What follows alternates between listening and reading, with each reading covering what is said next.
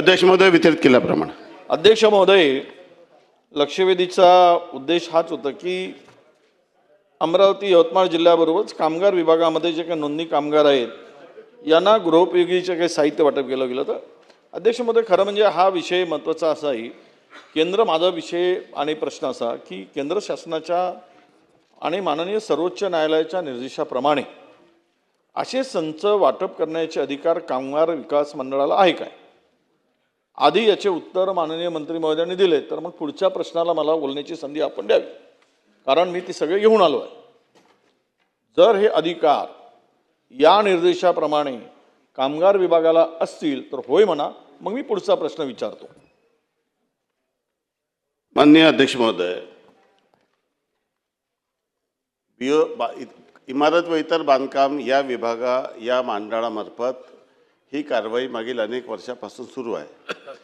ज्या निविदा यापूर्वी प्रसिद्ध झाल्या होत्या त्याच्यावर कारवाई या संदर्भात सुरू आहे. आता जो नवीन कोड आलेला आहे त्या नवीन कोड जे आता आपण महाराष्ट्रात आणि देशात लागू करणार आहोत त्या कोडमध्ये केंद्र सरकारची अनुमती घेणं आपल्याला क्रमप्राप्त आहे. आजच्या तारखेला अशा पद्धतीचं कुठल्याही निर्बंधाची माहिती या कार्यालयाला प्राप्त नाही. असे असल्यास आपण द्यावी, ती तपासून त्यानुसार कारवाई करू. स्पेसिफिक प्रश्न विचारला होता की हा निधी जो गोळा होतो कामगारांच्या उन्नतीसाठी, कामगारांना मदत करण्यासाठी, बांधकाम कामगार म्हणून जो निधी गोळा झाला याचे गाईडलाईन्स केंद्र सरकारचे आहेत, हे राज्य सरकारचे अजिबात नाही. आणि त्यावर सर्वोच्च न्यायालयाने स्पष्टपणे निकाल दिला. मी पाहिजे असेल ते कापी पाठवतो. तुम्ही चुकीचं आणि इथे रेकॉर्डवर काही येऊ नये, तुमच्याकडून येऊ नये, माझ्याकडून येऊ नये, अशी माझी अपेक्षा अध्यक्ष महोदय. पण त्याप्रमाणे मला उत्तर अपेक्षित होतं. तुम्ही म्हणलात की तो कोड जनरेट वगैरे ते व्हायलाच पाहिजेत, तसे निर्देशच आहेत आणि त्या पद्धतीनंच त्या गाईडलाईन्सनीच पुढे जायला पाहिजेत. पण केंद्राचे निर्देश असूनही आणि सुप्रीम कोर्टाचे असे डायरेक्शन असूनही या न्यायालयाच्या निर्देशाप्रमाणे काम होत नाही आहे, हे मला इथे खेदाने म्हणावंसं वाटतं. अध्यक्ष महोदय, पहिला अध्यक्ष महोदय, यामध्ये जुलै अधिवेशन 2025 मध्ये हे जे काही सगळ्या कामगारांच्या संदर्भात आता अनेक प्रश्न आहेत. यामध्ये 25 मध्ये माननीय मंत्री महोदय त्यावेळेस सांगितलं की कामगाराची संख्या आम्ही मागितली, ही नंतरच्या कामगाराची संख्या ते म्हटलं की पटलावर ठेवतो, ते अजून आम्हाला यादी मिळाली नाही.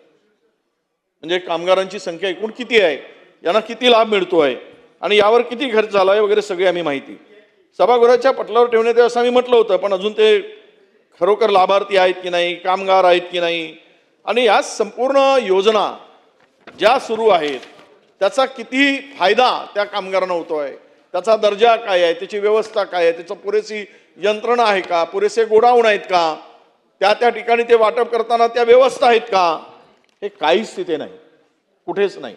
हा जो प्रकार झाला आहे, आम्ही जो प्रश्न उपस्थित केला अध्यक्ष महोदय की यामध्ये यवतमाळ जिल्ह्यात, अमरावती जिल्ह्यामध्ये वाटप होत असताना खूप गोंधळ उडाला, प्रचंड गोंधळ त्या ठिकाणी झाला.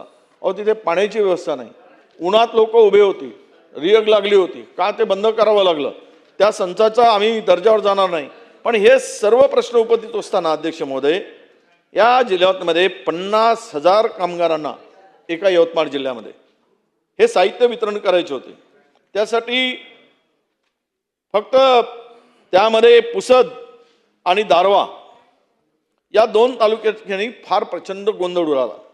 या केंद्रावर तर कुठलीच व्यवस्था नसल्यामुळे कामगारांना मोठ्या त्या ठिकाणी अडचणीचा म्हणजे पाणी नाही, कुठली व्यवस्था नाही, उन्हापासून वाचवण्यासाठी सावलीची व्यवस्था करण्यात आली नाही. पण कामगार म्हणजे तुमच्या साहित्यासाठी झुंबड उडते, ते तकलादू साहित्य आपण देतो आणि त्याचं वाटप करतो, त्या ठिकाणी कामगाराचा पुन्हा घाम गाळला जातो. हे सगळं जे काही भोंगड चालला आहे हा मला कळत नाही की सरकारची कृपादृष्टी. माझी अध्यक्ष महोदय आपल्याकडे विनंती आहे, हा विवेक कुंभार कोण आहे हो, का दया याची सरकारची या कुंभारावर, किती कृपा करावी याच्यावर. 2-2 वर्षाचं एक्सटेन्शन या कुंभारला, याचा कार्यकाळ संपल्यानंतर सुद्धा 2 वर्षाचा कालावधी पुन्हा दिला नाला. हा कोणाच्या बोलण्याने इथे बसतोय, कोण चालवतो याला, हा कोणाचा नौकर आहे, कोणाच्या इशाऱ्यावर तिथे काम करतो हा कुंभार.